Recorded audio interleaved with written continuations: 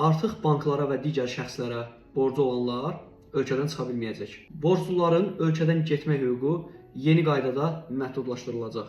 Belə ki, Milli Məclisin 11 apreldə keçirilən iclasında icra haqqında qanunvericiliyə dəyişikliklər təklif olunmuş, qanun layihəsi səsverməyə çıxarılaraq birinci oxunuşda qəbul edilmişdir.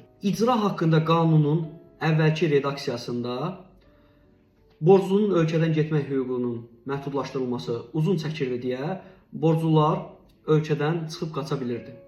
Yeni redaksiyada təklif olunan dəyişikliklərlə borclunun ölkədən çıxışına məhdudiyyət qoyulması barədə məhkəmə qərarı elektron məhkəmə informasiya sistemi vasitəsilə elektron icra informasiya sisteminə dərhal ötürüləcək. Öz növbəsində elektron icra informasiya sistemi vasitəsilə giriş-çıxış qeydiyyat avtomatlaşdırılmış məlumat sisteminə dərhal məlumat ötürüləcək və borclunun ölkədən çıxış hüququ dərhal məhdudlaşdırılacaq.